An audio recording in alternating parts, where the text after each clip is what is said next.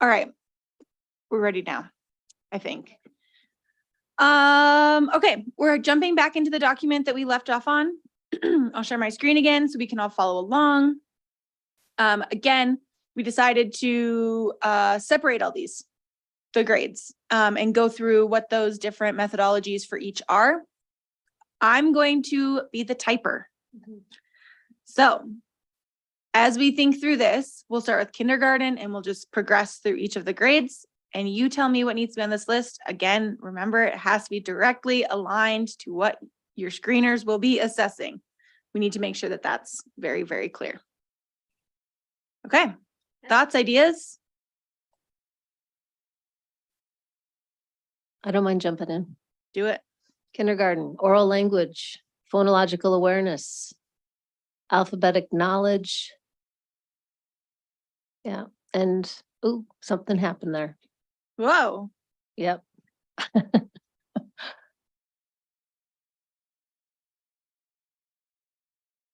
Okay. And in for that phonics component is alphabetic knowledge, and then I put a fourth one, which is word reading. And you can put in parentheses, nonsense or real.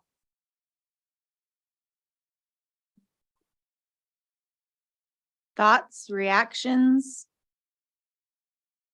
And the idea is not that Lori and I were talking over break, that the idea is that these are the indication systems that when we triage this data, it's highly predictive of later difficulties.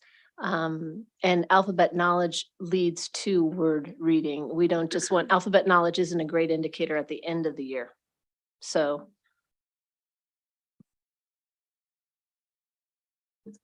You want to include letter, sound, or name for alphabet knowledge? I mean, it depends on how detailed we want to get. Yeah. They're the minimum standards. Yep. I mean, we could say this can be letter name or letter sound, even though letter sound over time has better prediction than letter name. Will the screener that they're using or the screening tool that they're using be able to direct them in a way that they would understand what this language is? Like, Yes, most Okay. screeners, Okay. for example, Acadians, AimsWeb, Easy CBM, Early Bird, they all have alphabet knowledge components to them, and they all have scoring that it changes across time in kindergarten. Mhm.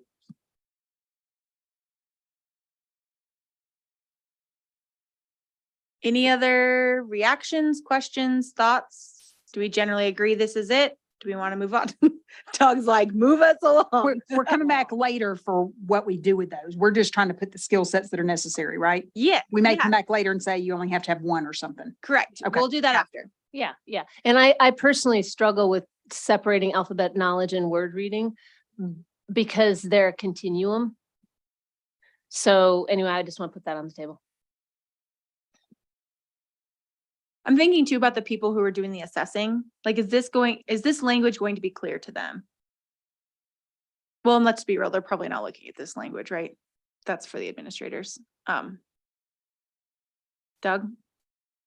Well, clearly, I don't think you're going to have a superintendent administering this who wouldn't know anything about this. So I think the individual people that are going to be administering the assessments are going to understand what these terms mean. Okay.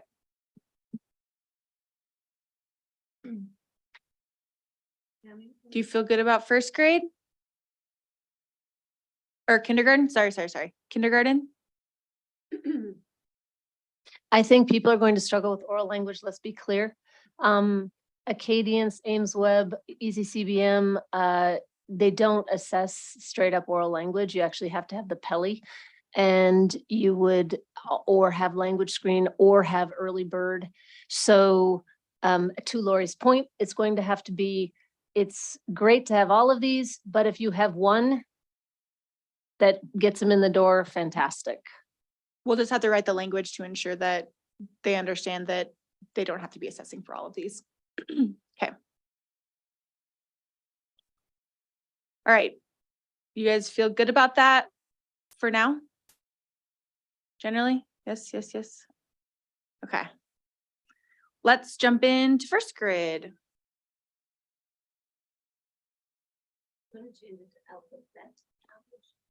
Oh, yeah. On both.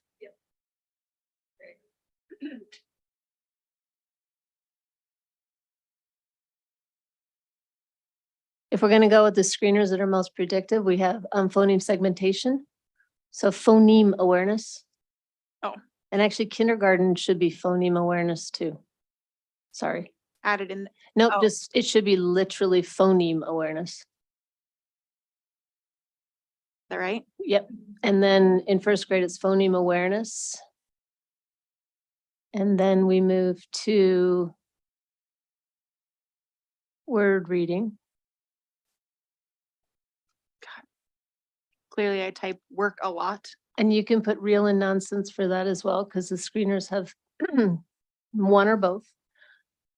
And then we move to connected text reading. And then put in parentheses measured for accuracy and rate. Yep, So just put, how do you want that? Should it say fluency or what? In the parentheses? yeah. Yep, fluency and accuracy. Mhm.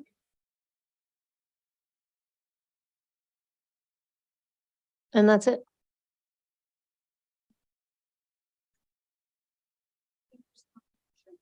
There is comprehension, but that accuracy and connected text reading in first grade is a high predictive validity for later comprehension.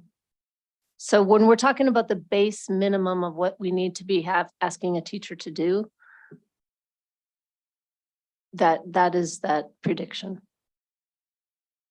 And can I just clarify too, this is all like incoming fours, incoming Ks. So when we're looking at the first grade skills, what we're, for first grade qualification is really like end of kindergarten. So do you competency, think we right? should have two pieces, like incoming versus end of year? So BOY, EOY, Uh-huh. beginning, end. I think so, because actually that alphabet knowledge is good for the beginning of the year, but the end of the year is word reading and it should be done. Mhm. But these are different conversations. The evaluation methodology, which is what Mhm. we're talking about here, Is eligibility. is a screener, is eligibility, which it identifies the eligible child. You're going to have to assess them at the end of the year Based on the content standards. based on the content standards, and that's the information that's going in your report. It's not to determine necessarily, I mean, you still may measure these things, but that's not the part that we're tasked with doing. Exactly. So I was just getting that clarification that when we say for 4-year-olds, so this is like The screener to go into the 4-year-old program. going in. For kindergarten, it's going in. For first grade, it's going in. I just wanted to make sure that I'm understanding it correctly, just thinking and making those notes of just for guidance, explanation, so that that's clear. Correct. I also think we need to clarify for my brain, maybe I need to clarify. This is the assessment we're going to be administering April, May, June, before that school Correct. year. So that does change things a little bit more. Yeah. Okay, so let's maybe Yeah. go back. Then you have to go back. So to- for like kindergarten, if they were in your 4-year-old program or not, in April, May, June, before kindergarten, if they're weak in these areas, they would qualify for the summer program. That's what we need to know. Right? In the spring of the previous year, if they're weak in whatever we list, then they would qualify for the summer program. This isn't what they should have in August coming in. It's what they would be weak at in April. In order to qualify and identify an eligible child, you have to screen, based on the bill, you have to screen them April, May, June. In order to identify if they're eligible for any parts of the program. Which at that point, starting in kindergarten, the only two parts left are summer and $1,000. So word reading needs to move to first grade only. Yeah, there we go. Text needs to move. And then connected text needs to move to second grade. Because remember, they're getting measured at the end of kindergarten for first grade and they're not gonna be reading connected text.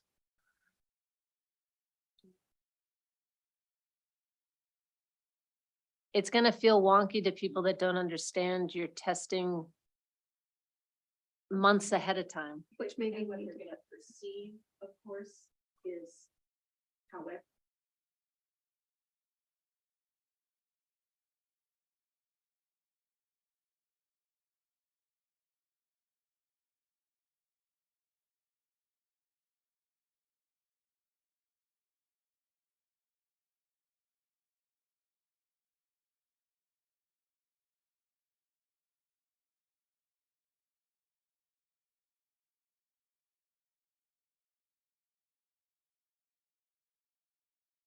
Can we, since we have to use the phrase evaluation methodology, because that's what's coming from the bill, right? So because what we're really talking about here, screening, a skill screener. But if it's here for 4-year-olds, so that makes sense, right? Because we know that makes sense. So this would be like, it's like prior or because if it's gonna be a summer jumpstart, it's before entering kindergarten, right? So it's some, I'm trying to think of how you could, what easy phrase, and clearly I don't have an idea yet, to make that make sense. Because as this reads, you think this is the school-based is happening in the 4-year-old year. The other stuff's happening in the summer or at home or both.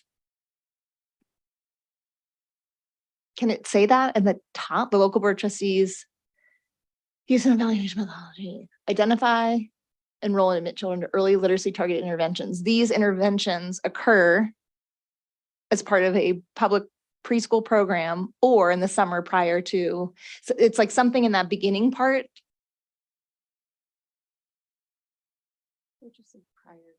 And McCall, help me understand. So this evaluation methodology, you can give this assessment in either April or May or June, just one time.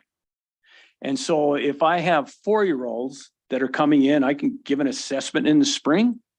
Okay. And then if they're leaving the 4-year-old program to go into kindergarten, again, I have an exit assessment in the spring. That's what I have to do based on, Not an exit. okay, just, okay. You may assess them in the spring to see how well they did, right? Like you all are assessing throughout the year on different targets, like that just happens. But you are going to have to screen them. We'll say think screening on the front end. You're gonna have to screen them every year in April, May, or June to determine eligibility of children for the programs. For the so like, let's say kindergartner, you are screening them April, May, June prior to 1st grade. Yeah.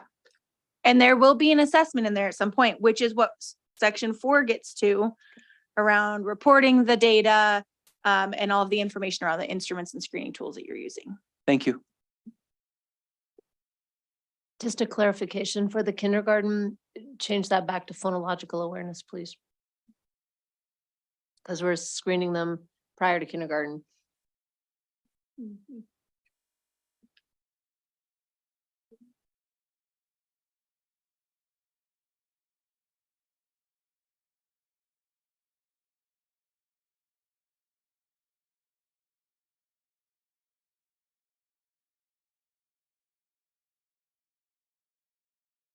Until you come up with whatever that language looks like, I'm gonna leave them there because that's just how you write rules. So until you decide that they should be ors, then we can change them to an or.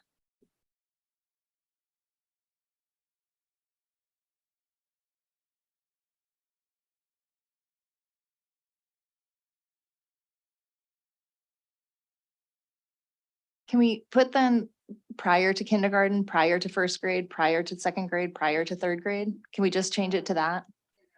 We just have to do something. Like I can't leave this room unless there's like some sort of clarity. And prior to, and for 4s, it's just 4s. Perfect. Because what I don't want to have happen is someone sees this, they're like, those aren't kindergarten skills, or like, or they're thinking there's a mismatch. Okay, great. Do we need to define what prior to means? Where is that stated? So if I would put it in parentheses like after kinder. Microphone, Tammy. I was using my mouth and my loud indoor voice.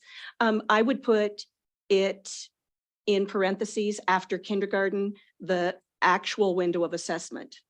Screened April, May, or June prior to, I have one question on that. or it's got to say that up above so that that's very clear when that window is, because there's a window for that observation, and that it really changes the way somebody looks at this. Because you could be looking at a 3-year-old actually being screened into the 4-year-old program. I like the idea of having a front window, but I think of all the kids who transfer schools over the summer, and I don't want to just make it too restrictive. I worry about that. It's in the bill. But It's, April, May, June, what about the summer months prior to the beginning of school? the legislators Ah, have a 3-month year. Yeah, So to be clear, the students who do not make the window of April, May, June do not get to be in the program. Right? yeah. So they, They, so we as leaders have to work as hard as we can to get every child to a school in April, May, or June. Okay, If that school chooses to participate, if the. that school chooses may to not choose to participate. And if the parents want the child Yeah. assessed in this way. for This group purpose. should take note that you could be 3 in April, May, or June and still only have 1 calendar school year before you start kindergarten, in which case. There's a September date in there that still Oh. allows entrance into the program. Just for the 4-year-old. Yes, let me read. For an eligible child who is 4 years of age or older on or before September 10th of the year in which the child is to participate in the program. And that's for the classroom-based program for 4-year-olds. Oh, wait, sorry. I found it. Section 3. Subsection 4. Says a child may not be evaluated for the purposes of 1 through 4 unless requested by the parents. The trustees may administer the evaluation methodology in April, May, or June to a child who will be 4 years of age or older on or before the following September 10th and who has not yet entered 3rd grade. So it's that whole continuum. So. Sorry, I just don't understand. Okay, never mind. I got it.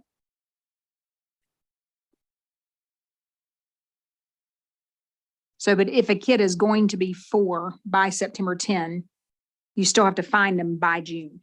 You can't find that kid who's 3 in July, 3 in July and will be 4 in August. And do it Correct. in August. You would have had to catch them in June. Correct.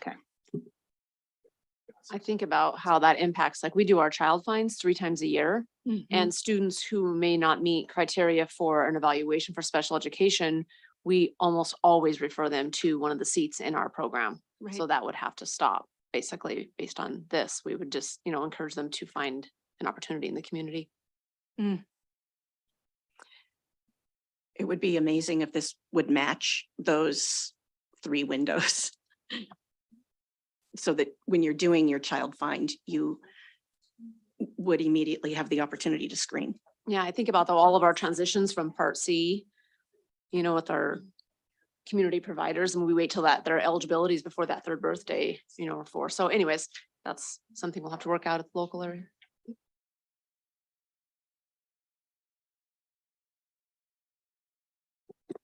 Okay, would it be as simple as just putting the local board of trustees shall adopt and ensure use of an evaluation methodology to identify, enroll, and admit in April, May, or June to early literacy targeted interventions? Like just add it right here after admit. It's the identification window.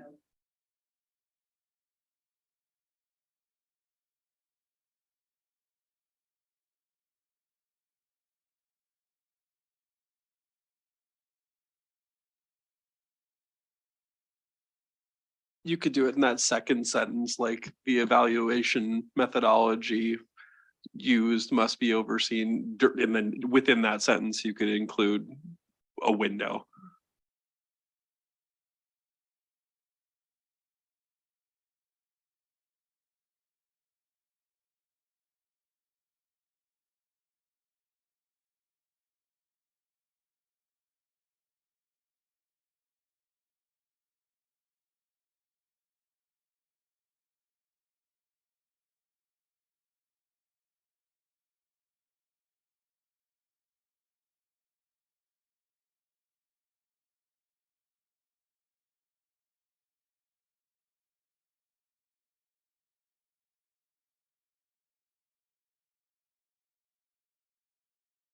Okay. So period after interventions, and then the evaluation methodology used must be overseen by and include application of professional judgment of qualified employees, period. The evaluation methodology must be administered in April, May, or June and must assess at a minimum. And then, Does it have to say April, May, or June prior to the year of entry?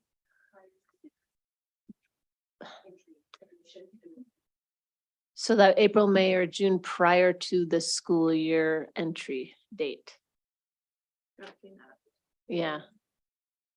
or it could be the jumpstart summer, so it. Prior to the delivery of service. Prior to It just feels like we're gonna have to be clear, like this is happening before the kindergarten year. It's happening before the first grade year. Before the 4-year-old becomes a 4-year-old. But I think our Yeah. language down below does cover that. I mean, up top, you could just say April, May, June. And then at the bottom, it says A for 4-year-olds, B prior to kindergarten, C prior to first grade. And- Yeah, so I think it's very clear because we've added prior to. And the bill does say entry into kindergarten. It doesn't say entry as of August 28th of their kindergarten year. So yeah, they have to be screened in April, May, or June, but it says it has to be preceding a child's entry into. So I still feel like we can do it if they show up in October. Like, I really think that this allows us to do that, or maybe it's just a gray area, but like, I get that that's the majority of kids that we will screen in April, May, or June, but I don't really see how this is limiting us to kids who show up in our district in December. Do you see it? Do you see it in here? I mean, it says on page, well, whatever, 3. All right, I'm on page 3. Yeah. It says the trustees may administer the evaluation methodology in April, May, or June to a child who will be 4 or older on or before September 10 and who's not yet entered 3rd grade, which lets you do it for 4-year-old, before kindergarten, before fourth. It never says that you can do it at another time. I mean, unless I'm just not, Oh, I'm reading the Jumpstart program. Okay. So that's where I was at. I was reading in section. What page are you under on? I'm on page 4. uh-huh, I guess, I don't know if it's part 7 got under it. B. Okay. Subsection, I don't know how you read those, but it says under that one, take place during the time at the end of the school calendar year and start of the next calendar year is determined by trustees preceding a child's entry into kindergarten, 1st or 2nd. So I think that just applies to Jumpstart. I don't think that applies to everybody else. Yeah. But where's Okay, the, so then Lori, are you saying that we screen kids in April, May, or June, right? And if a kid shows up on our doorstep in December and we screen them like we would normally, they don't qualify? I don't know. Well, I guess that's the question, right? Because what we're saying is like, we have kids through Child Find that happen all the time that have the Yeah. deficits, right? Yep. And so we just service them because we have to. And what Colette said was like, well, then that's not going to be possible to do that in the current way that we do it. We'd have to do it differently. So I guess I had always assumed a kid would show up and we would service them. And if we service them in the pre-K, we service them in the pre-K. If we service them in the home base or the Jumpstart, we just do what they needed. I didn't feel like this bill limited us from doing that. Does it mean that we have to build robust MTSS systems, Nora? That then, but then allow you to put them in the preschool based on Right. their data, and then the system that you've provided for collection of further data for potential referral for special education has to be 2 8-week cycles of internet. Right. So that part, so that's just Yeah, I your think that's policy. But separate. that still doesn't Right. answer the question. I'm No. trying to determine for the 3 different themes, one for the 4-year-old program, Right. then for the Jumpstart, then for the $1,000 is the only time you can determine that is April, May, and June.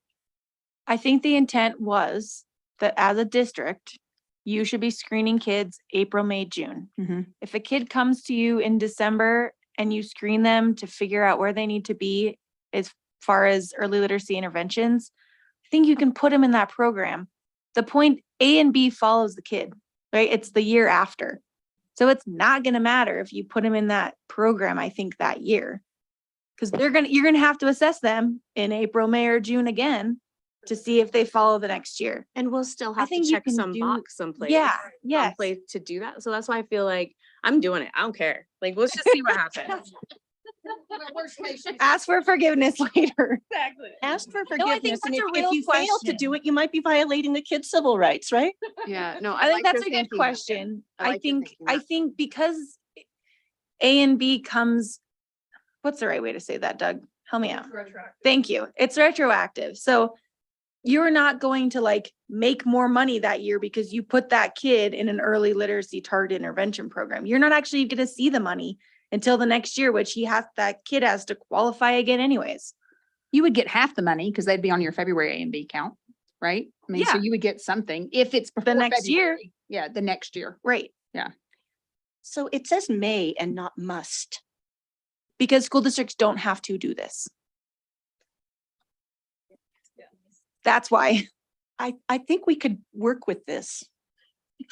no. Okay, I'm gonna take us back. All right. Do you guys feel comfortable? Let me get this out of here. Do you guys feel like the language at the top now is helpful and better? You better understand that this is April, May, June, prior to whatever the school year is. Should that say may be administered? Yes. Yeah. Oops. I think that's a must where it's the may be administered in April, May or June. Yes. Perfect. Right? But now we've opened up, now it may be administered April, May or June, but it may also be administered. November, December, or January. But it must assess these things at a minimum. And it must be overseen by include application, a professional judgment. Well, the must overseen is like you have to have somebody in your district that's doing this, right? You have to identify someone in your district to do this. Right. That's the must there. And it's just, we just want the may to be there because of this issue of just someone coming into district out and having a parent request or needing the screen outside of April, May or June. Which is outside of your control. Right. That's how I would, like, it's something that you can't control. You didn't have that kid in April, May or June. Right, not available. Yep. And by including the may there, we're saying we're following the language of the law. Okay. I think we said yes on 4-year-olds. We're good on prior to kindergarten. I think our minds are in the right spot now. How do we feel about prior to first grade? Is there anything else here that we're missing? I would like a word change. Yes. Line 2 with 4-year-olds and line 2 with prior to kindergarten. Can you change the word and to or?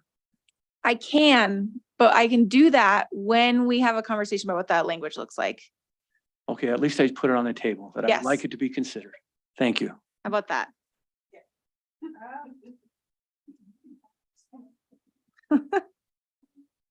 Okay.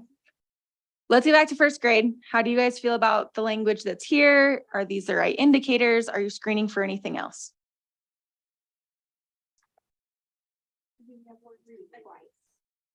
Oh, yes.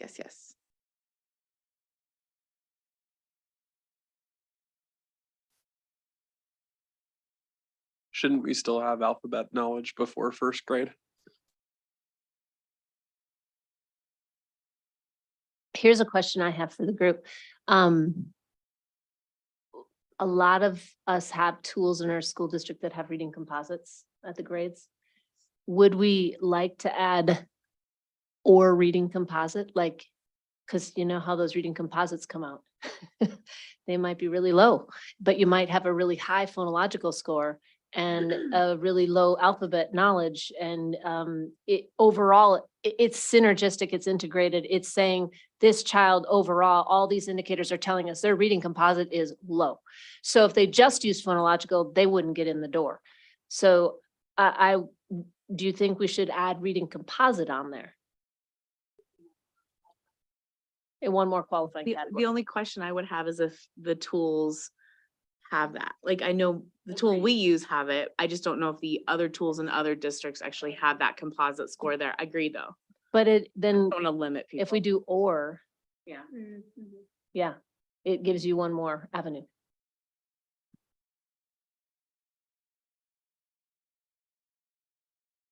If we do add that, we probably do need to state like what scores contribute to the composite. I'm not 100% sure, but there might be some assessments that have composite scores that aren't based off of those, if that makes sense. So one of the challenges that I worry about is that we're getting too close to the identification of a really specific tool when we use the language of the assessments. I agree with you. But I feel like keeping these separate is beneficial.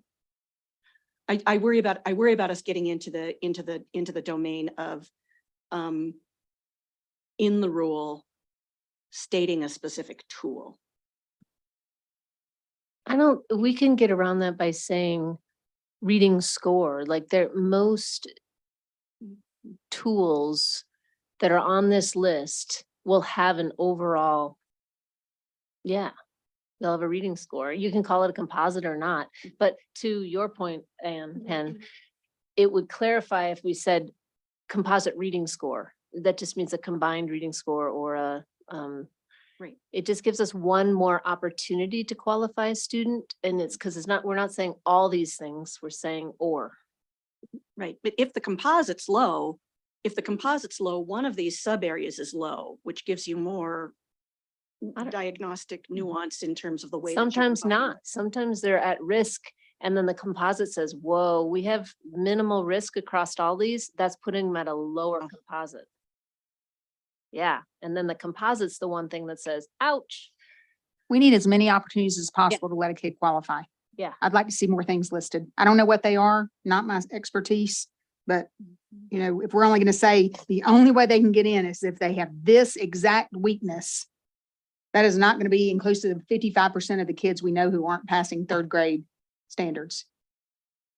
So So- question for you, if we change the language at top here that says the evaluation methodology may be administered in April, May, or June and must assess at least one of the following methodologies in each grade level. Mhm. Yeah, I'm fine with that language. I think that helps. I'm looking at, sorry, I'm having a hard time seeing. No, I know you are. but First I'm grade saying and if you have that language, it says you only need to actually assess one of these things. Yeah, but Every like if I go to single second one of grade. those screening tools that we talked about Mhm. is gonna have one of these things. But are you saying it can be any one of those for any grade? in each grade So level? if I'm, okay, but if I'm doing But you have second to have grade, at least oral language, phonological awearness, or alphabet knowledge prior to kindergarten. yep, I've got you. Look You at gotta second test grade. that in one of those. Look at well, second grade. There's one Not there yet. option. We're not there yet. Okay, or like, it's We've only, okay, you first only grade. agreed on the highlighted parts. Okay, So we need to keep moving. okay, And then you'll see more. okay. So this is not done. We've literally not even gotten to second grade. So you will see more when we get to second grade. Okay. And if at that time you think we need to have more, we can totally talk about that. Got it. Okay, we're still in first grade. Cranky type. I like it. I like it.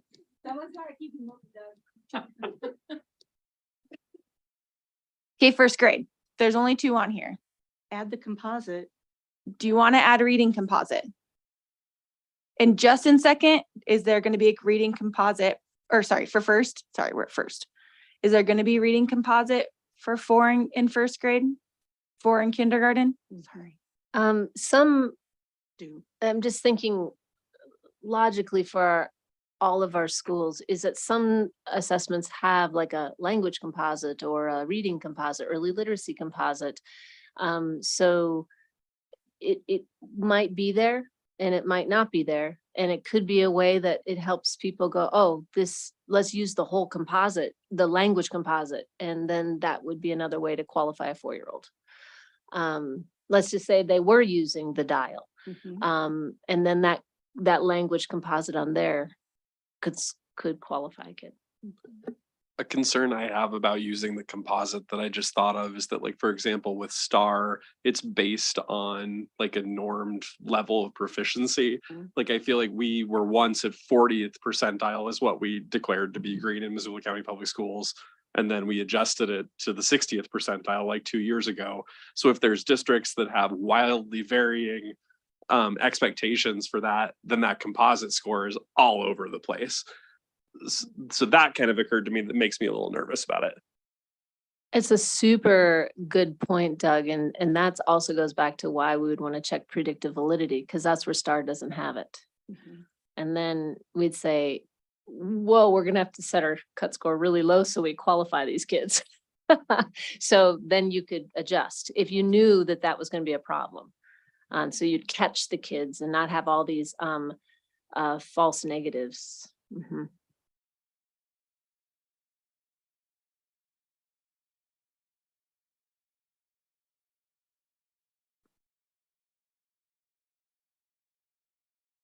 All right, first grade.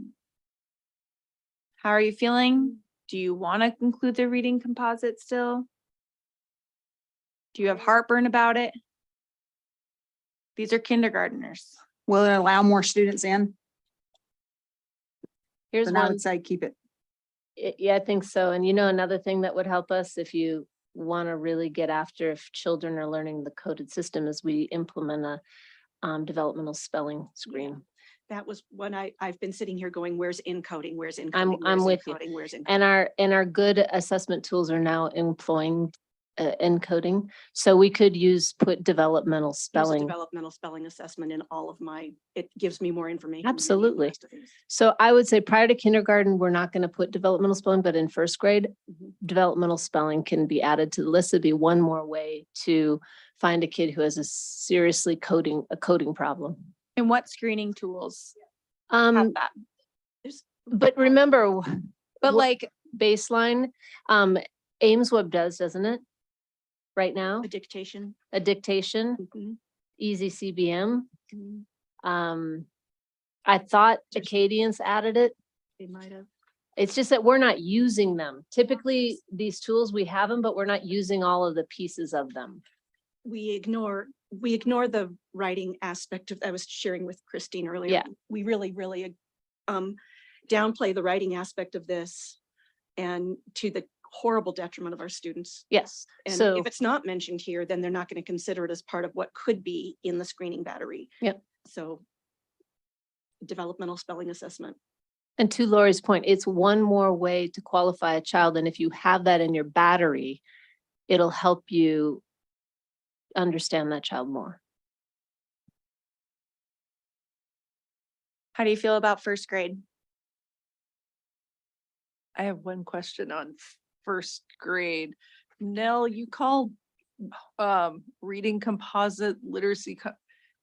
Is reading composite a broad enough term to capture what it's called in a bunch of different tests? That's my only question on that one. Well, to Ann Penn's point, though, she's like, what if that composite has other pieces in it that aren't the indicators we're trying to say that we're trying to measure? So by labeling it reading composite, it clarifies that it should be measuring reading. Okay. Anything else you need to add here? Any questions you have on what is here? Folks online, I'm looking at you too. Okay. Just want to make sure we're checking all the boxes. All right. You guys feel good about first grade? All right, let's move on. Lori, here's your grade, second grade. List more things. All right, I'm ready to type. First graders prior to second grade. You can separate connected text reading fluency as one, because then you have a fluency difference. And then connected text accuracy, totally different. You can be fast and inaccurate, or, okay, so there can be two separate qualification zones. A developmental spelling needs to go in here as well. You consider prosody as the fluency measure, or Yep. just speed? Fluency is a combination of both prosody and rate. What about word reading, the nonsense for, because And prior to second grade, yeah, I would say, yep, word reading, Right. nonsense and real. And it probably should go at the top, McCall. One of those, yep. Yep, And a West Reading Composite. and then reading composite.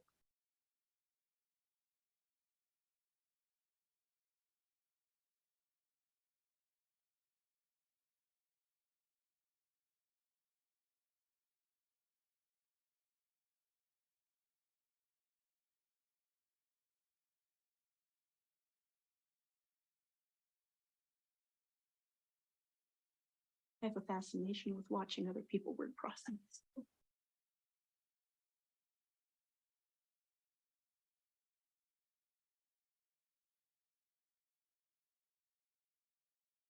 So Doug, Doug, I'm asking you explicitly because of STAR. Say that is your continued assessment tool. You actually have a marker for specific vocabulary, right? So we could actually add vocabulary in here because it's a proxy for background knowledge and overall language and comprehension. And that's just one more way to qualify a kid. So I would add vocabulary. Just asking the group to, if continuing that ML conversation, if you need to include something that would capture that group instead of, we're going to give you, just throwing it out there. What does AWIDA give us? It looks like pre-K, the WIDA that's pre-K normed or appropriate for is really long. It's like an hour-long assessment. So it'd be pretty rough for those kiddos.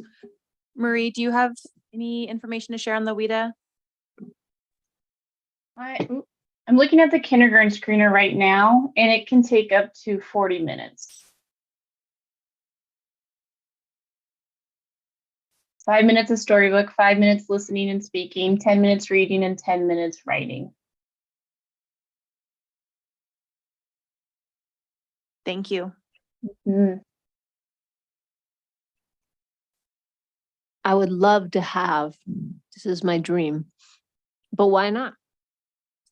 Oral comprehension, oral language comprehension, listening comprehension is what that is. What assessments that you're using now have oral listening comprehension? I mean, it's the language component. And it's a content standard. Sorry. It's huge, and it's the reciprocal of reading comprehension. Since we're not asking them to have all of those points, some screeners do have it. So if you do have it and the kid shows up with low listening comprehension, it's a way of qualifying them.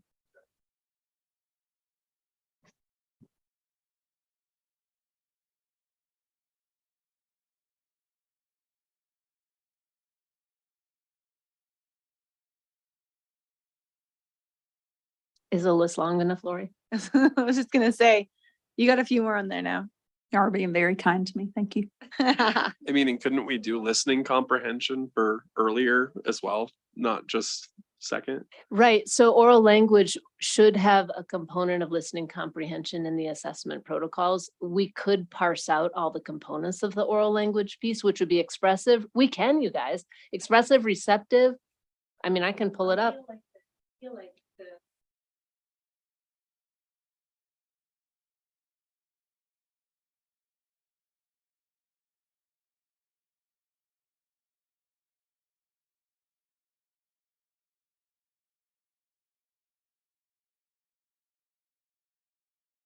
I just want to be really thoughtful, right? I don't want to be creating a laundry list when you're only requiring one.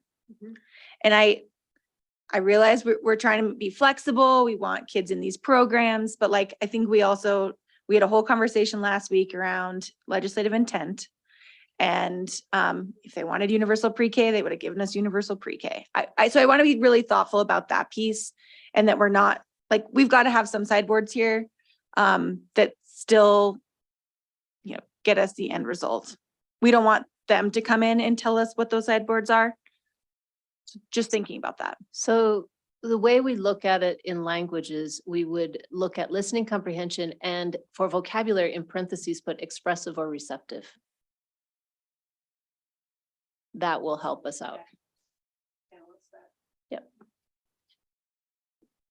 I think also to your point, McCall, it makes sense that the list of skills is getting a little bit longer just because complexity does add, and thankfully we're only going prior to third grade. We're so close. But I agree, like if this tumbles over a page, like we've lost everyone, right? I totally agree.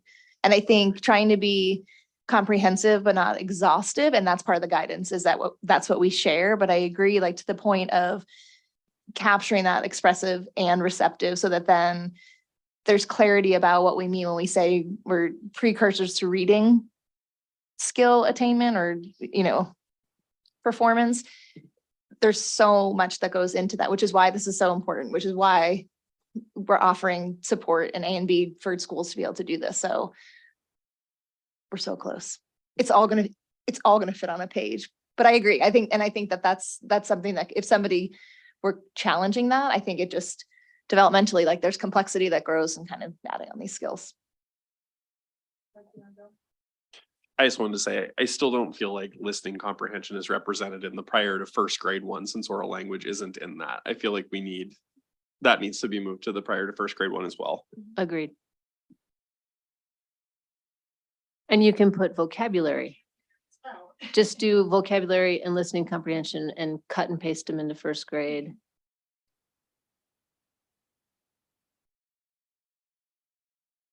Okay, since we're backing up a minute, I need to make sure, double check. You guys all good about adding those into first grade? Yes. Generally, yes. Okay. Jumping down to second grade. Do you feel like this is the list? Feel good about this? Any heartburn about moving forward? Those are end of year first graders. Yeah. I think that's a pretty great list. Okay, And couldn't we just copy and paste that list for prior to third? Because it's the same. Like, would we add I see. anything? Yeah. We need some sort of like reading comprehension probably for the prior to third grade.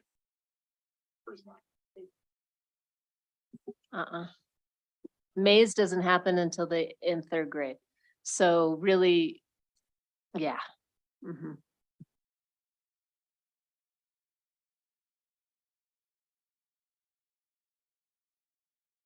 okay, so again, these are But some second tests do graders. do it. Some tests do comprehension. Couples 8 those because we do it second. So.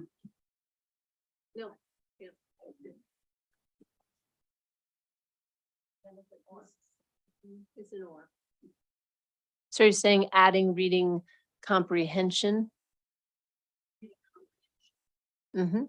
So because we're addressing the actual act of being literate in third grade, we would change listening comprehension to reading comprehension. Because they should complement each other. And there still is with vocabulary, expressive and receptive. So I feel like that captures that fluency. Yep. Yep.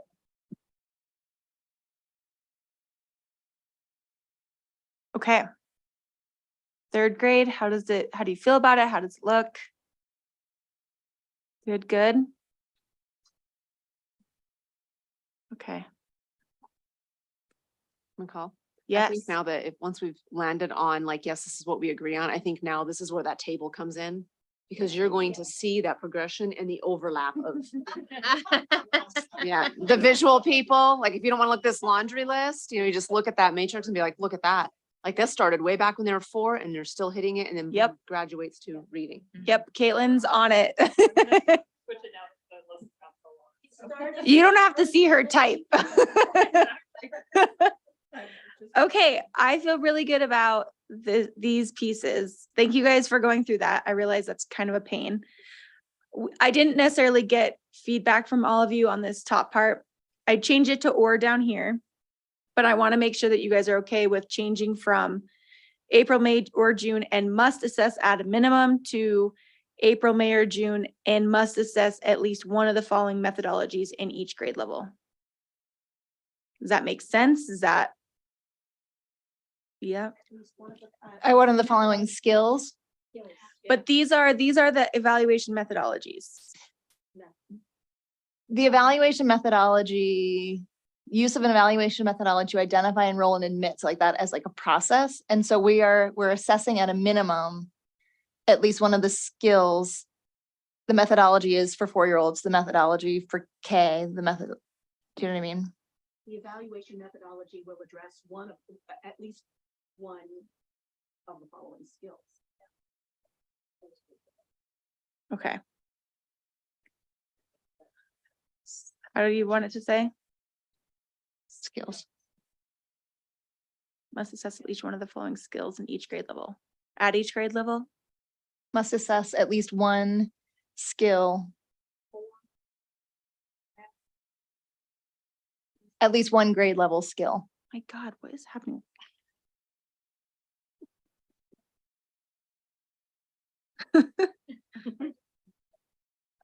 Okay, Literacy skills.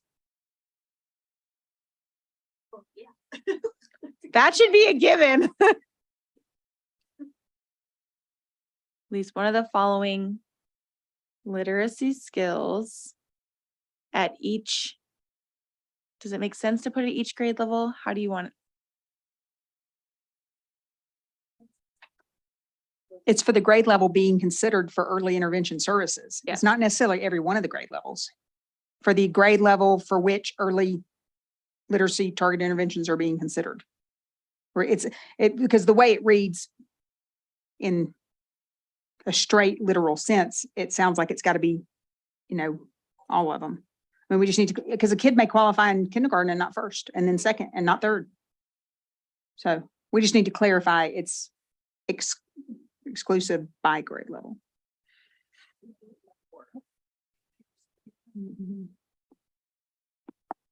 For the grade level in which the student may receive services. At least one of the following literacy skills to determine eligibility. Does it, I guess what I was trying to do is say, like, you have to have at least one for 4-year-olds, at least one prior to kindergarten, at least one prior to first grade. So like, how do I say that? Must assess at least one.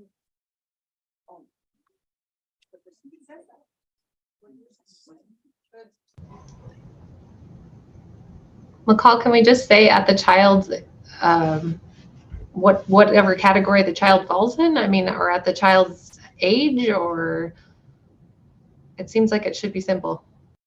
Must identify as like intensive or strategic in one of the, I don't know, whatever I language. think what's throwing it off is at each grade level. I think Lori, is this what you said too? Just like, because it's like you've got to pick something from each of them. So must assess at least one. As follows. One literacy. Mm-hmm. And now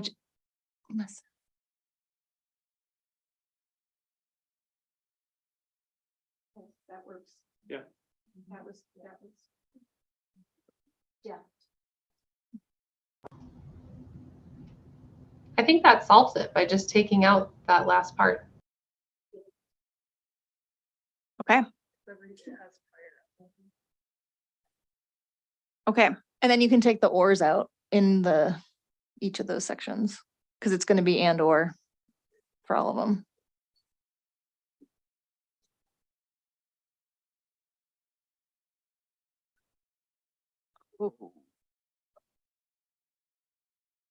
Okay, do you guys feel good about this right now, where we're at? This whole evaluation method, the top part anyways? Okay. So let's scooch down to the second part. Don't think about the Jumpstart program yet. Forget about this. I'm gonna move that. I'm gonna move that away. Okay. Nothing to see there.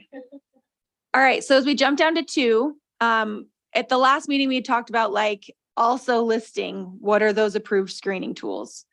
And I actually was able to kind of preview this for a couple of our board members earlier this week, and they were like, we don't like putting names in rule.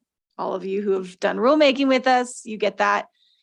So that's, we took language directly from basically what we do in accreditation with the accreditation reference criteria guide. I think that's the name. And so we said a copy of the approved evaluation methodology screening tools must be made publicly available by the Board of Public Ed and must be reviewed in odd years to ensure continuous adherence to developmentally appropriate and research-based screening tool requirements. Thoughts on that language? So in essence, it basically says there is an accompanying document that has a list of approved screening tools, the ones we were talking about earlier. And if you pick one from this for 4-year-olds and then K3, you're good, no questions. If you don't, there may be some questions. OPI may ask questions based on the reporting. You could get questions from folks in your communities, but you don't have that approved screening tool to point to. And then it also says that the board will review that list every other year, basically, just to ensure that those screening tools that are on the list continue to basically meet the language in the bill. They have to be research-based, they have to be developmentally appropriate. Does that sound good generally? All right, and we'll get to the separate list in a little bit. And then the next one says a local board of trustees adopting and using one of the approved evaluation methodology screening tools shall be construed to have complied with this rule. If you pick one of the approved, no questions. Use of one of the approved evaluation methodology screening tools shall not, however, be required, provided that the district's adopted evaluation methodology screening tool conforms to the requirements of one of this rule. So going back up to those methodologies. And is it just trust by the district if I say I'm choosing XYZ and I can tell you it meets one of those things? That's all I have to do. I don't have to send my tool in for approval, right? I No, just ma'am. may have to justify it later. Correct. And that's language that comes also from accreditation standards around evaluation tools for teachers. It's a little different, but very similar. Any questions on that? Thoughts, heartburn? Yes, I'll just leave it at that.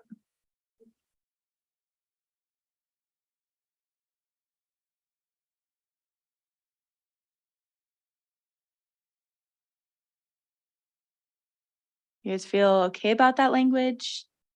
You're gonna have another opportunity to look at this at the next meeting, just so you know you're not like signing your life away right now. Okay. 4 and 5 are definitions. So there may be some additional language you want to include. For the purposes of this rule, evaluation methodology means an age-appropriate, research-based methodology, instrument, or assessment selected by the Board of Public Education to determine, based on a child's age or grade level, whether the child is above, at, or below a developmental trajectory leading to reading proficiency on completion of 3rd grade. Much of this comes from the bill. The bill has a definition for evaluation methodology, which is much more lengthy. But again, for the purposes of this particular rule, we kind of tightened it up. Does there need to be any clarification to the portion that says, or assessment selected by the Board of Public Education? Because there is an opportunity for a district to select outside of that assessment. 3A allows you to not use one of the Board of Public Education selected ones. So I Right. don't know if we just needed to clarify that. Selected or allowed for? I don't know. Because if someone's using one the board didn't select, But the board, these are our rules. So the Mhm. board is allowing you because to you choose something selected, different. letting me do it. Okay.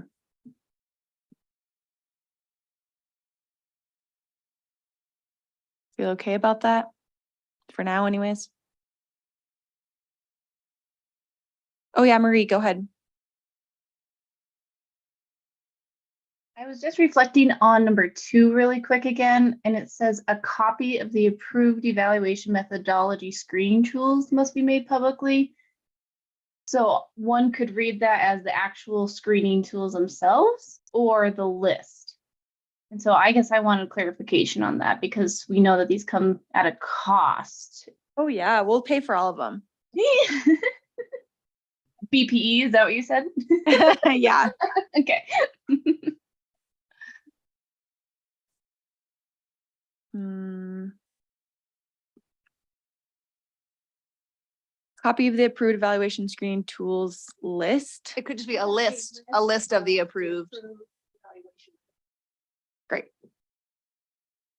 Thanks for pointing that out, Marie, because let's be real, we're not doing that. I don't have the budget. Maybe you do. Yes. Okay. And then I'm going to be super transparent here. I made up this definition for evaluation methodology screening tool. I felt like we were talking about assessments and screeners and and tools, and we didn't really have like a good common definition for it. So I thought by creating the definition might make sense. And I used it throughout this rule. If you all think that it doesn't, it's only going to confuse things more, let me know.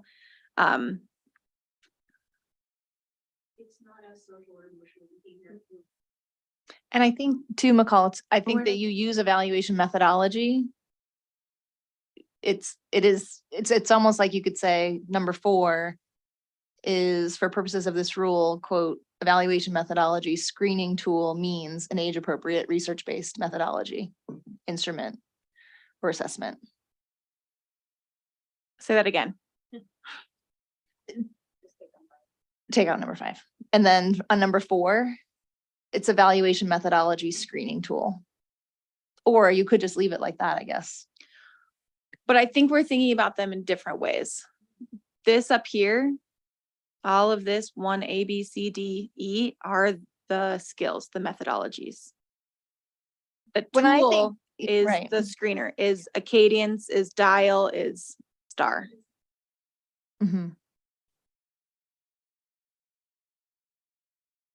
Problem is with the word methodology. Mhm. I didn't pick the word methodology. Exactly. And I think that that's why I keep having a hard time with it too, is that because when we up at that top where it says, when every time that I see evaluation methodology, what that means in for like contribution to this group is it's the tool. And it can be a tool, but we're not choosing to go down that route. So We're not instead, specifying what the tool is. Like methodology is just kind of like how you might do this. So here, ensuring the use of an evaluation methodology to identify, enroll, and admit children. So that means that the evaluation methodology is, going back to this definition, an age-appropriate research-based methodology, instrument, or assessment selected by the board. So it's like, it's just this big classification of assessment tools. So I think that you're thinking of it in like the same way, which makes sense, right? Evaluation methodology or evaluation methodology screening tool. It's the same thing. so you're kind of thinking of like, it's an umbrella term. And Mhm. screening tools fall under that. These skills fall under that. Okay, Because the skills, I can get on board. the skills are in each of the tools, and the tools are Mhm. all going to differ slightly based on. Yeah. Okay. Does that make sense? It does when you think of it like as an umbrella term, Mm-hmm. because it can be multiple things. And we're not choosing like one, like, right? We're not saying state of Montana, you need to all use star. I'm just gonna use that 'cause it's the first, like, we're not saying that. So we're not choosing to use one. Instead, we're choosing to use evaluation methodology as an umbrella and include lots of different things under it to be inclusive. Okay. I am good with that because I spent way too much time on that. Okay.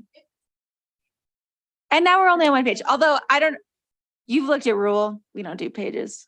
It just goes and goes and goes and goes and goes. Yeah. Marie's laughing because she's probably just living in rule right now, in many different areas. Okay. So we will clean this up a little. I will clean this up a little bit. This will be part of your discussions next week as like, take this back to your people, have conversations, make sure it makes sense. If there's like little tweaks that need to be made, we can totally do that at our next scheduled meeting. But it looks like we're good here right now. Okay. Now to the tough part, not jumpstart. That'll be after. We're gonna move to these screening tools. And because I already like made myself a definition for this, I also just named it this. So if you think it's fine to just keep the name, great. If not, I'm not against changing it. So now we actually have to create that list, the list that's going to be made available by the Board of Public Ed, the one that we talked a lot about this morning. I know that initially you all had agreed to kind of stick to some of those universal screeners. Seems like maybe you want to broaden that maybe a little. Again, we're creating a list for a reason. So we need, there needs to be some sideboards. You all need to decide what those are. So how do you want to tackle this? We're making a list. From what I heard last time, we wanted to separate 4-year-olds in K3. If you think that's still appropriate, we can go that route. I think we need to go look at the things you highlighted in yellow, and any screener that does those makes it. Okay. And we're saying, like, let's just pick one for ease. If you go to the 4-year-old, because it only has 3, so that is easier. Any screener that does any one of those 3 makes the list, because you only have to do one, because we said or. It's not wrong. Would this, given that direction, and if you all agree with that, is this something that you could direct us to do and bring back to you on the 24th? Well, you'll get it Yeah. before, but it's something you can review before them and be like, yeah, this makes sense. We can do that. Yeah, We I can think look if at you the just graph. I mean, we spent a lot of time just agreeing to, with the Yeah. experts in the room, here are the skills. And you only have to have one of them be a week in order. So if we have any screener, you'd be, from a district perspective, it would be smarter of me to get the screener that encompasses as many as possible. Because if I only pick a screener that does one and you're okay with that and you're weak in the other, I'm going to exclude kids, right? But that's a district decision, right? It would be smart of me to pick the screener that's most encompassing. But if a screener includes one of those, it should qualify. Could I, with this list that we have, so that we started to talk about, can I share this with those on the survey that said that can they just review it just for that reason, to see these different skill areas, kind of these, and within this table too, it's just, I can break it down into those discrete skills that fit those different buckets too, just to kind of fact check it too, just to kind of have some more collective voice, or I guess in this room too, just thinking of our teaching teams and folks that could look at that. And Absolutely. if we set a, like, okay, have all of that back to then be able to clean up the list, I think I would feel good knowing that then we have vetted that with as many people as we can, even given this short period of time. Especially since we brought in what those areas are going to be. Exactly. Yeah, do you guys all feel good about that? I feel good about that. And then that actually helps us to better kind of take that information and put it into a list. Okay. You know, I just want to bring back to what Colette mentioned in the very beginning. Like, I heard you guys say as a group, you wanted to like not put kids who are qualifying as maybe needing more extensive special education services as in this bucket, like that's a different bucket. And right now you haven't written anything in that distinguishes that. Just want to make that point. Is that though within the scope of this work? Is that within the scope of the rule? Is that up to the Board of Public Ed to tell school districts? I worry about the comorbidity of these. It's so rare that a child has just one and not the other. And I think we could get deep in the weeds of psychological batteries that.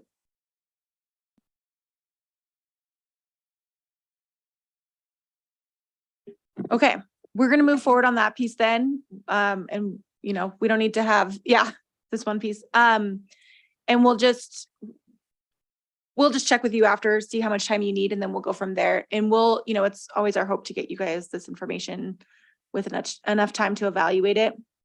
So we'll still try to do that. Okay, let me just pause for a sec. Okay, we're gonna pivot from the evaluation methodology into the Jumpstart program. The Jumpstart program is listed on page 4 of your bill, of the bill. It's in section 3, subsection 7. And so before we jump into like hearing about what Bozeman School District's doing, I really want to make sure that you guys have in your mind what this looks like and kind of the barriers that we have just based on the language in the bill. So for an eligible child who is 5 years of age or older on or before September 10th of the year in which the child is to participate in the program and who has not yet completed 3rd grade, the trustees may offer a Jumpstart program. The Jumpstart program must take place during the time between the end of one school year and the start of the next, as determined by the trustees preceding a child's entry into K1, 2, or 3. It has to be 4 weeks in duration and provide at least 120 instructional hours. Has to be aligned to a framework determined by the Board of Public Ed, which is what we will determine here in rule. And it has to be designed in a manner to increase the likelihood of a child being evaluated at the end of the ensuing school year to be at, above, or below, or at or above a trajectory leading to proficiency at the end of 3rd grade. So with all of that in mind, what I hope we're going to do here is Megan's going to share with us kind of what they're doing in Bozeman and what their Jumpstart program looks like.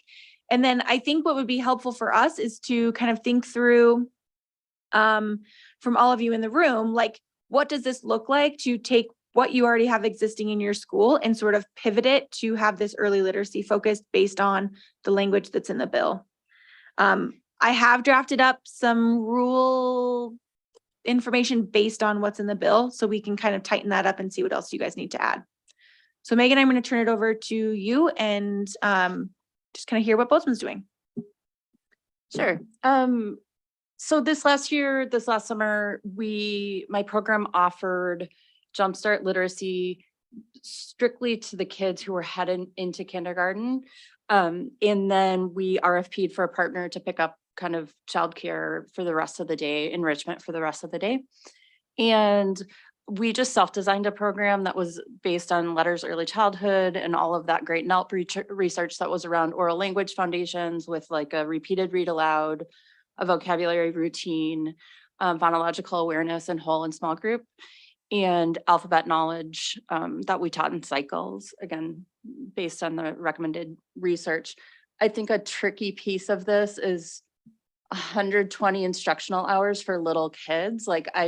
For us, we did 3 hours every morning because those little ones, I mean, you could extend that over a longer period of time, but they need frequent breaks and like it has to be very hands-on, developmentally appropriate.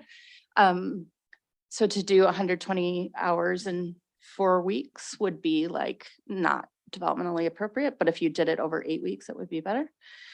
I just feel like all of the programming, the Jumpstart and classroom-based and home-based needs to be, based in best practice as indicated by the research.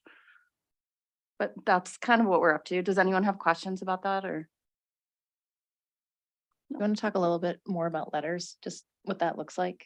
I know you kind of went over what that curriculum looks like in your role in training others. Yeah, it's not, it's like a professional development. Nell is also a trainer, but it really gives teachers like a great knowledge base on the science of reading and what's developmentally appropriate for kinder and pre-K, and how to kind of marry developmentally appropriate practice with really intentional evidence-based instruction. The emphasizes that those two things aren't mutually exclusive, and has some really great concrete recommendations that you can walk away with, a great writing routine, a great read aloud routine, vocabulary routine, and some really good guidelines for alphabet instruction.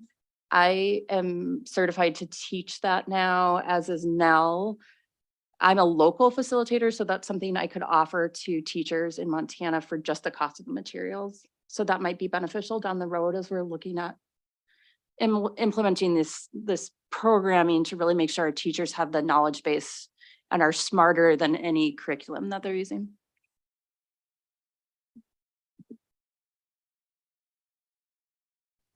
Anyone have questions about Bozeman's program or maybe want to share, just maybe think more broadly about like what you guys are doing for summer school and how you might include this? Yeah, I think I was thinking way more broadly. We didn't do summer school this last year because we ran out of ESSER funding, but when we were doing it, and even for the younger grades, we were using state standards and just really diving into those pieces of the standards students weren't proficient in that would help them demonstrate reading, writing, speaking, listening, and viewing, which are the comprehensive ELA standards. And so I just want to be careful that, I mean, teaching the standards is the end goal. Proficiency in the standards is the end goal. So I wouldn't want there to be where we have to go adopt a program or a methodology or a way of doing. I just want to be able to teach the standards more slowly, more repetitively, more chunked, more scaffolded than what we were able to do or will be able to do in the regular year. So, you know, I'm just wondering what is the expectation or what do you think in your experience in working with rulemaking? Because all it says is framework. Couldn't the framework be teach the standards? Is it chapter mean- 63? Are we talking? No. No, the framework for the Jumpstart program, because of the way it falls, would actually be the K-12 standards. Yeah. And those would be the content standards for ELA, but specifically the reading piece in chapter 53. That's what I would ask for. Can we please just stick to what we already have? There's so much that schools have to do. We already have required ELA content standards. Focus on the reading domain inside of, reading, writing, speaking, listening, and viewing. And you can't, teach reading in isolation. You're going to do those other domains as well, which is going to reinforce the reading domain. I feel like this should be very simple. Montana Office of Public Instruction, ELA domain standards. And I think going back to the intent, I think what was the intent behind writing it in a framework way is that a lot of school districts are already offering some kind of summer programming, and it includes a variety of topics and programming. And I think they wanted to be thoughtful about ensuring that it needs to have a heavy early literacy component in order to qualify. And so I think if you wanted to write the rules in a way that said that framework needed to be aligned to Board of Public Education content standards, aligned to ELA or whatever it is, you could do that. Just knowing that ELA is much more broad than literacy and reading. And maybe we're just really specific, the Montana Office of Public Instruction, English Language Arts content standards that specifically focus on reading. Or reading foundations. Are you, question though, based on the language in the bill, do you think that 4 weeks at least 120 instruction hours of just reading foundations, is that doable? Does that make sense? I'm truly asking because I have no idea. Yeah. Right, so at least 4 weeks, at It would least be, 120. it'd be 6 instruction- hours a day for 4 weeks. And you could spread it out. You could do 6 weeks. I don't and want to do that as a 120 grown. hours. Exactly. I think that's what you were saying. If you did a 3-hour per morning over 8 weeks, then that. It's a much better fit. We did an 8-week program. It was 3 hours, approximately 3.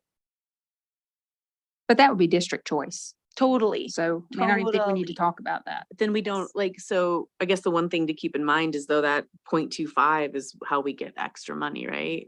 So we were doing some math last week and it was about 1,500 extra per kid who enrolls in that, right? So for me, I'm thinking, well, can I pay staff? We have a summer program in Anaconda and it cost me $75,000 to run it. And it's, we staff it almost one-on-one. It's pretty much a speech boot camp for kids that are nonverbal and kids that need language assistance. And so it's for our neediest kids and they're there from 8 o'clock until 2 o'clock. But from 1 to 2, we go swimming. And so they get swimming every day. And so then really it's whatever, but this instructional time is the part that worries me a little bit, is that it's instructional hours. So even though the program was running, 8 to 2, yeah, I could play the card that we're teaching language in the pool, which yes, we are, but I'm not sure that that's what the intent of the bill was, right? So I think my concern is how to staff it. Already we pay our teachers $30 an hour in the summer to teach. That's more than they're going to make anywhere else, $30 an hour. And I have to beg them to do it. They're tired. So, I want to get the 1.25, don't get me wrong. I want that money. I want to be able to provide it. And I think that the district's ability to say, yes, we're going to do this or no, we're not, will depend on whether or not you can staff it. And unfortunately, you have to make that decision how early. Right, of the right. So just saying, it's gonna be hard. The logistics are difficult. So with that in mind, do you guys want to look at the rule and see kind of what I've drafted and see where we maybe need to just like narrow it in a little bit? I realize we're like getting to our time and I can bring you some of these things next time, but okay, let's do that.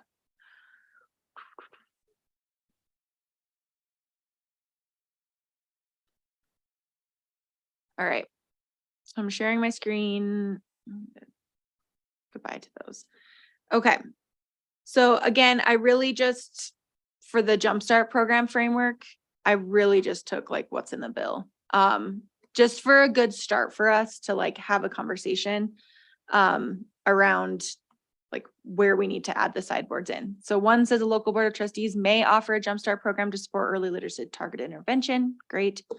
Jumpstart program must be designed in a manner to increase the likelihood of a child being evaluated at the end of the ensuing school year to be at or above trajectory. Great.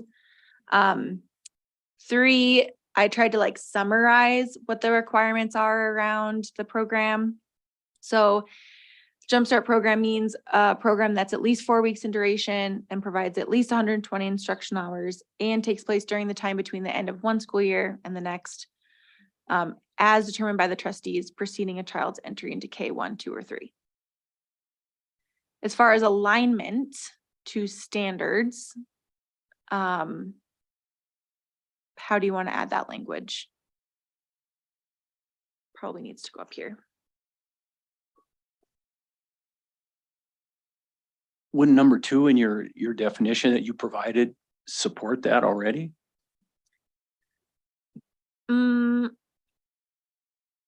It depends how a school district would justify the likelihood of to increase the likelihood of a child being evaluated. You're right. Like, I think people would they could include more things than just early literacy instruction or intervention.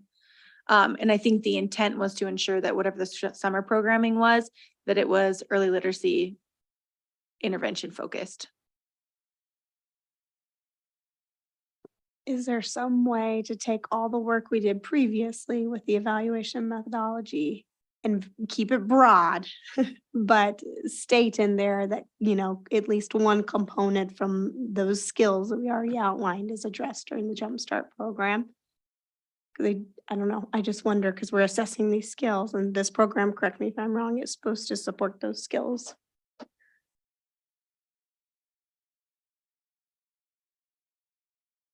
And maybe you can say it in a way without listing them.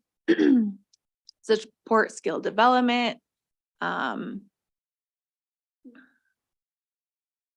trying to look and see what we already have. Or like you could say, as identified in the screening window period. It was clear to me until I spoke.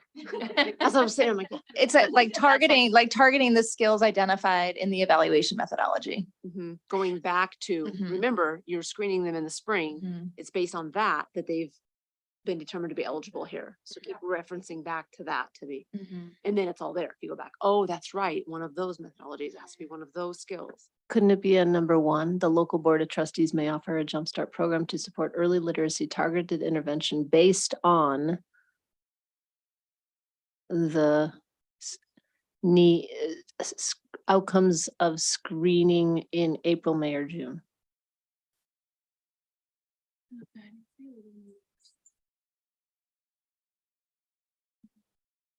Based on skill area needs or needs in skill domain, literacy domains. In ARM title, whatever. Yep, in ARM title. Whatever you said. Based on this. Based on literacy. Or even if we want to include like the K-12 ELA standards, like that language is not going to change, right? So the local board of trustees may offer a Jumpstart program to support early literacy targeted intervention aligned to K-12 content standards or what was it, reading foundation? Mhm. And specific skills identified in ARM, blah, blah, blah. Okay, and I can add what it, sorry, I was sort of dozing off. The local board of trustees may offer a jumpstart program to support early literacy targeted intervention based on evaluation methodologies identified in, and then it would be the rule that we already talked about. Did you have other language that you wanted to see in there that I would add and align. you gotta turn your mic on? Mike, I would add and align to the reading foundational or skills, which is it's a K-5 set, but K-3 is obviously what we're addressing. Yeah, Montana reading. Foundational reading standards. But yeah, it's foundational. They call it Reading Standards Foundational Skills K-5, which doesn't make any sense to me at all. Okay. So we're talking about two very different things here. We're talking, and maybe they have a lot of the similar components, right? They're completely aligned. Okay, Mhm. so do we need to say both then? The crazy thing is your screener is a series of dots, if you will, points in data based on the evaluation methodologies. And the standards provide at least more information about how integrated these skills have to be in relation to their development. I think they're pretty important. To mention the standards is important. Yeah, So I agree. I think the that's it, number standards two. have to So be. can we in- say identified in 10, whatever it's gonna end up being, as let's just, no, not I wasn't gonna use. I'm just gonna say this, so Or- don't get annoyed. No. 100% get you, but the state is reviewing I know. ELA standards. So if we list that and I'm not saying foundational standards will go away. I'm just saying that it's gonna get reviewed. So do we list that in this knowing that it could change? I Just think- asking. I think that's even a greater reason for listing it, because we have to be constantly thinking about how those standards are evolving. And it's clear we're going to have to address those standards either way. So if it may be redundant.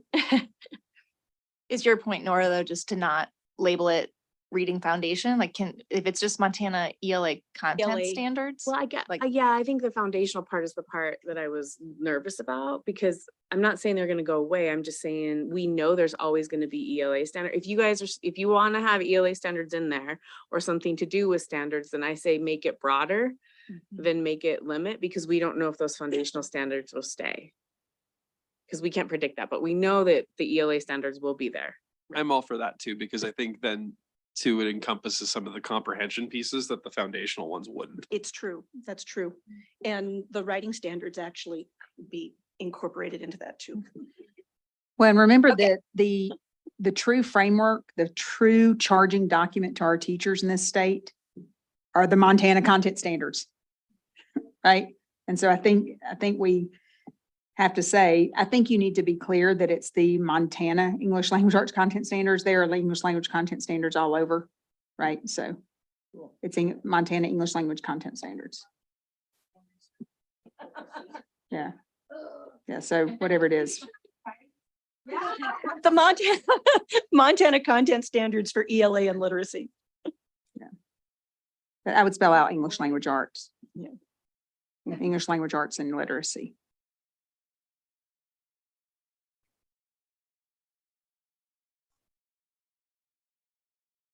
And literacy. I know. Okay. Based on evaluation methodology identified in as aligned to the Montana content standards for ELA and literacy. Yep. Did we nail it? We made it. Okay. Is there anything else that you think that we need to include for the Jumpstart program? Do we leave it broad for a reason? See how it goes? We can always come back to these, it's not like an easy thing, but we can do it. This one makes me really happy for local control. You're welcome. Well, and to that point, Lori, I was gonna add, because of something you had said too, Nora, of just thinking about like how this might look. I appreciated in this previous ARM language that we had, where was it? Kind of like overseen by and include application of professional judgment of qualified employees of the district. I think that just at least gives some sense of just like, hey, there needs to be some oversight. And I think it goes back to that local control, but it's just thinking about, you could certainly argue, and even in like the chapter 63 standards for preschool programming, those hours, you can count meal times, you can count like these different times, like those outside break times, like those are very much language rich and literacy rich.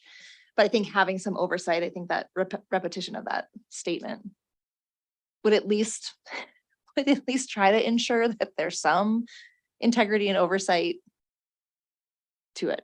Well, I 'Cause think this the is bottom line is it different. doesn't matter what we write. If you put a poor instructor, it's not going to work anyway. So, I mean, that's get back to local control. You know, you're going to have districts that do all this and we don't see any movement. I mean, it's sad, but if you don't have integrity and you don't, our teacher pool is a puddle right now. And, it's going, a big part of the success of this will be what can be done at the local level to implement it. It's Totally. whether this is strong. I mean, hopefully this is as strong as we can get it.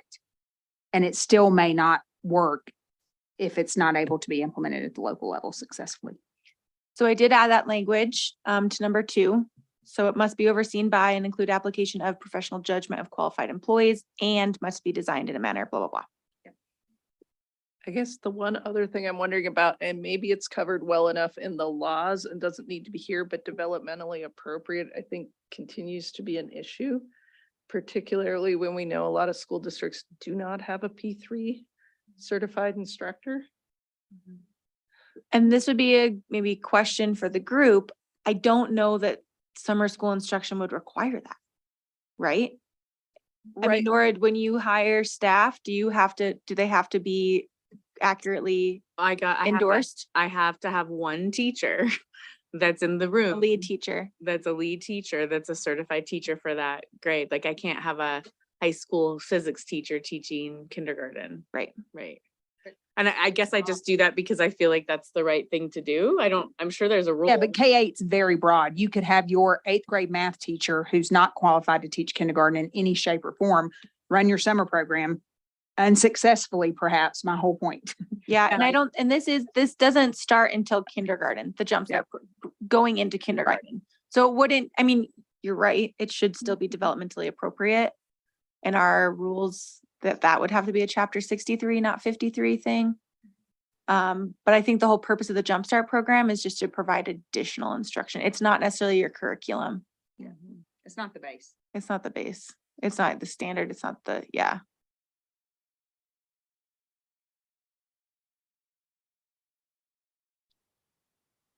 Can y'all help me understand what happens for those children? Nora, to your point, they're screened April, May, June, and you said that you had a lot of nonverbals. So they're like your most at-risk students, and the standards you'll be using for them are not going to be, let us learn the alphabet today. You see what I'm saying? You're using language standards. Right, I'm using the preschool standard. Yes. Yeah. Okay. So you're saying so- list the preschool standards. Yeah, I Got feel like Yeah. for you as local control, you're gonna need us to say. I guess I just take the content. Scaffold. If it has to be the exact language, then great, but I just always take the content standards as the preschool ones. Yeah, but we should Yeah. probably call it out. But you could also say as aligned to the Montana Early Learning Standards and Montana Content Yeah, Standards. just put an and in there. Because even though those look like they will get reviewed as part of B5, and the hope is, Allison and I have been talking about this for a long time, is having MELs be birth to 3rd grade anyway, and they would be aligned. So including both, I think that's, because then that also gives that sense of what if this isn't appropriate for this group, this targeted group, so now we have a set of standards.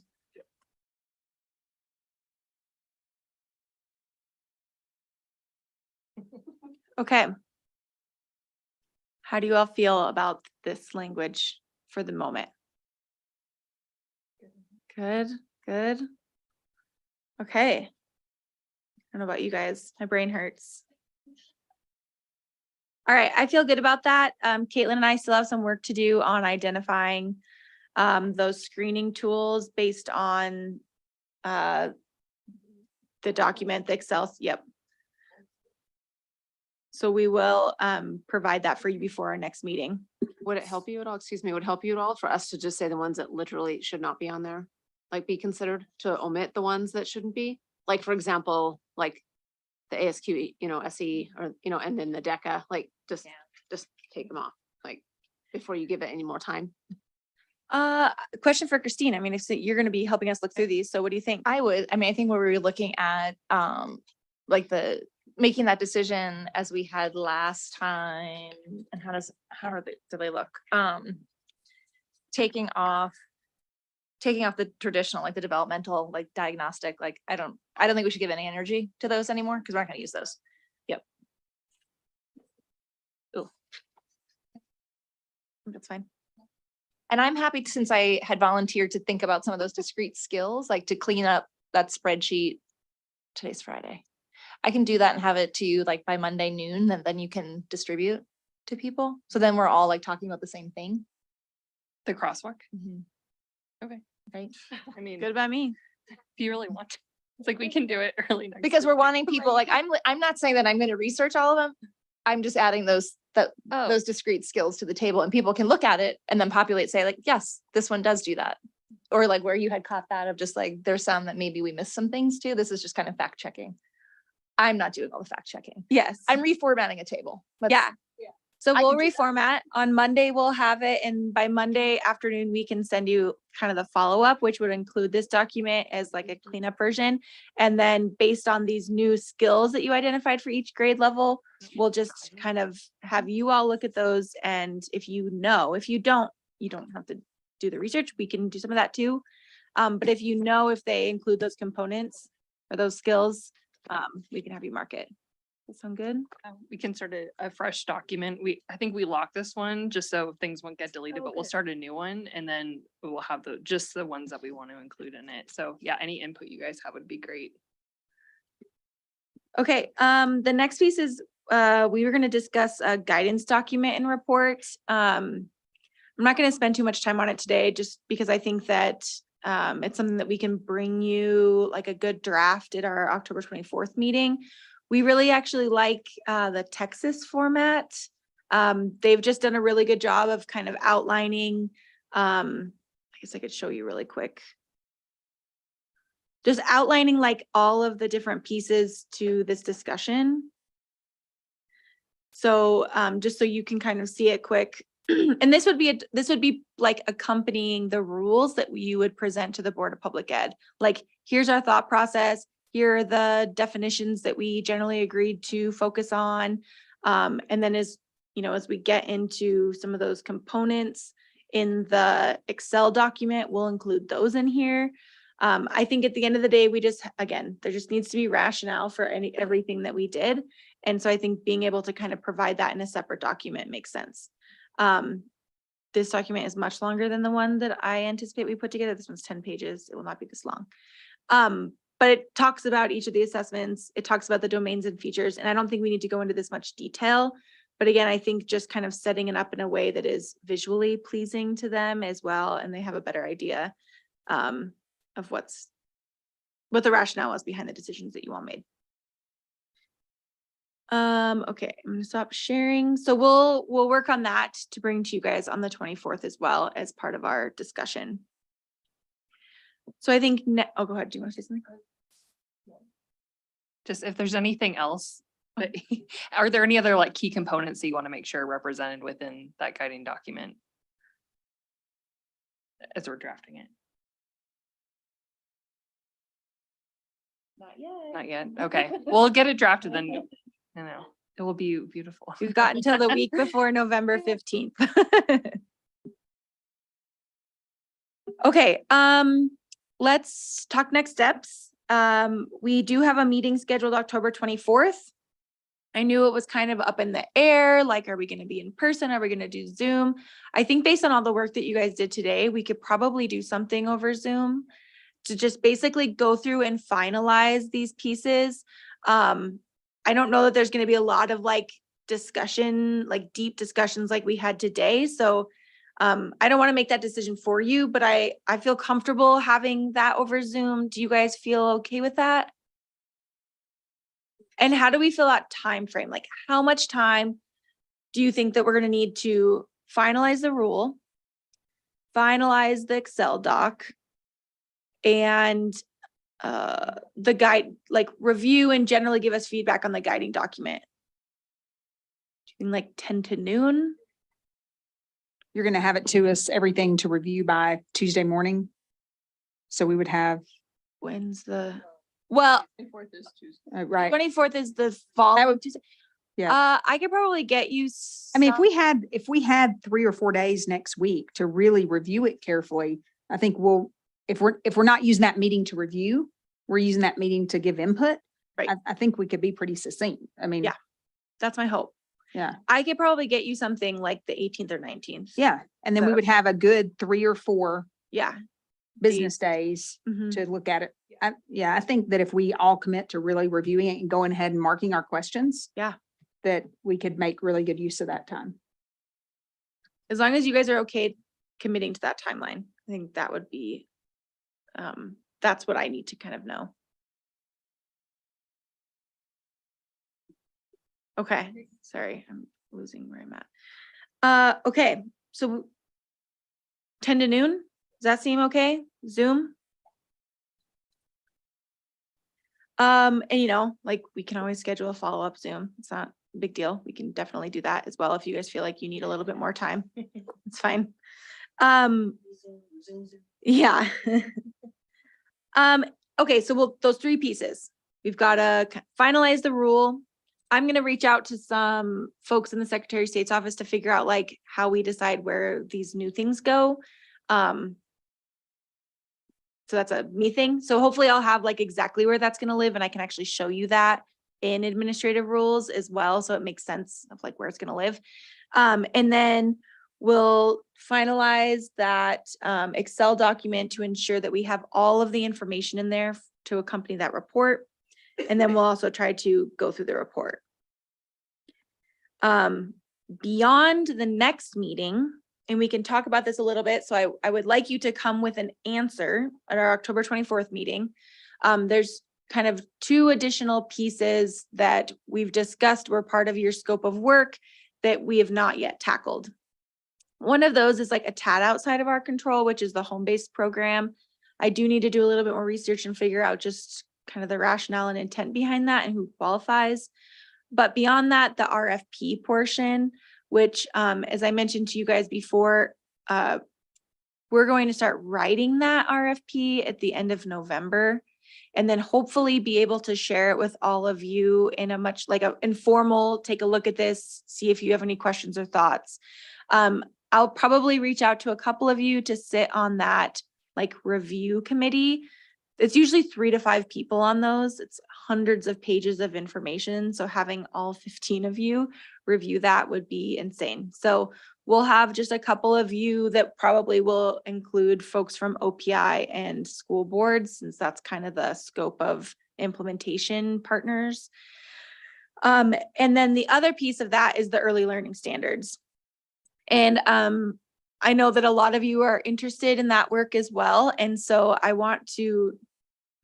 also recognize that a lot of you are using professional days to do this work. So I don't want to commit you to this work, but at the next meeting, I will ask each of you like who wants to continue this work and who wants to continue doing the Montana Early Learning Standards.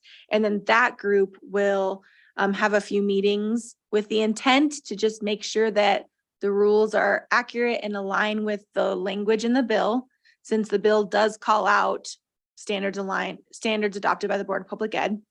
And then if there are any changes, those will have to go to the board in January. Any questions around any of that or thoughts? Generally, or anything else? Okay. I think you guys all did really great work today. I'm like always amazed at all of the things you guys think about and just how thoughtful these conversations have been. So just again, really want to say thank you all for taking time out of your already very busy schedules to be here and do this work and support us at the board, because it's just, we can't do it on our own, and just really appreciate that support.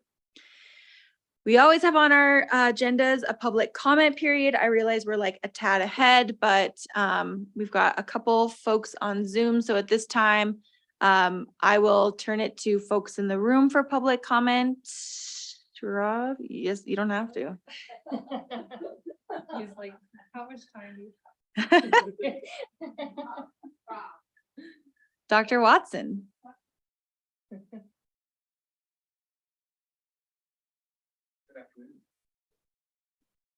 For the record, Rob Watson, WATSON, the Executive Director, School Administrators of Montana.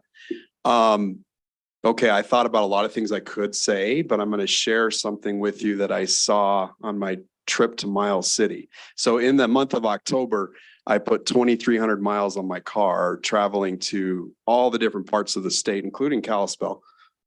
And I was traveling back from Miles City yesterday, stopped at a rest area.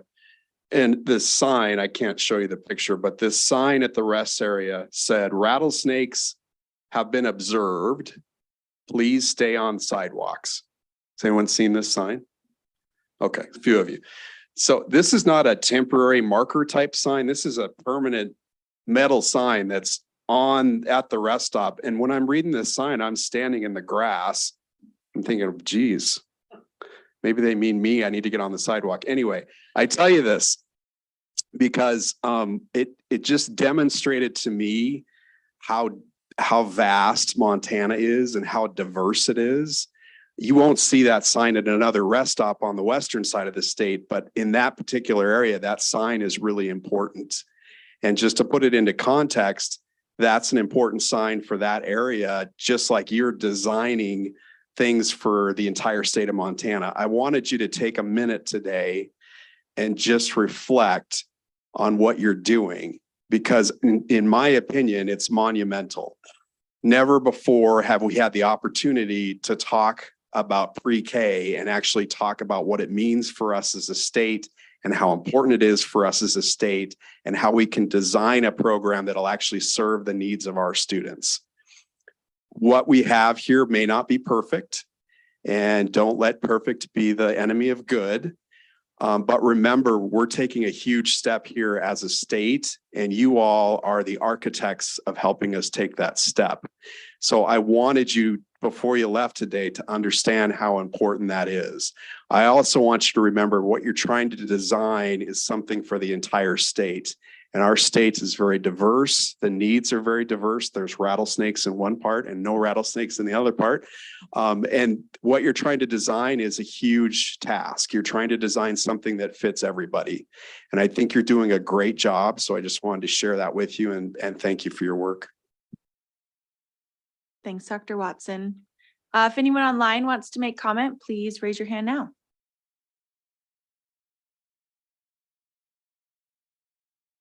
All right, we don't have any public comment online. So before we adjourn, does anyone have any last minute questions? Any other comments they'd like to make? I do have one clarifying question Yes. that I feel like I need to understand better before we leave. With the home-based program, the district's receiving the $1,000, correct? Correct. If the district chooses to do it, yes. And with that $1,000 we talked about, the district would be at the district's discretion, but that's where you would purchase the device or the online platform. Depends what the program looks like based on the RFP and what the Board of Public Ed approves. And we could be creative with that $1,000, like as creative as we want, because it's $1,000. And so say the device we have available and the program we already subscribed to, we could apply that to staff a position that could help facilitate the home-based program. I don't think so. I can tell you, I think the program that this was designed after would not allow that. Likely there is a separate device with a separate program that you're going to have to purchase, which, you know, by design equals exactly $1,000. That I'm making some assumptions here, but that's what it's going to be. And this is the one that includes the homeschooling. Likely, potentially. I mean, potentially, I don't think that there's an avenue for that to be real.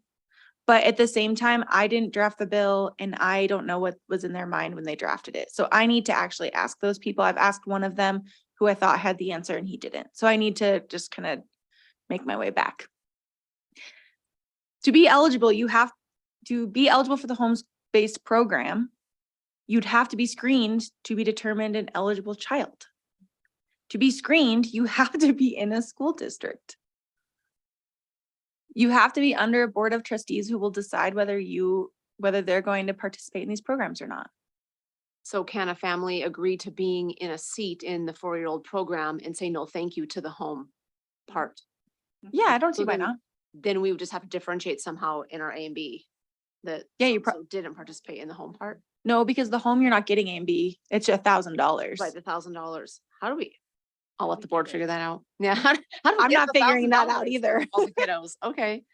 How do That, we count that? Like only 40 of them did when we had 80 enrolled or 100 enrolled and 20 didn't do it.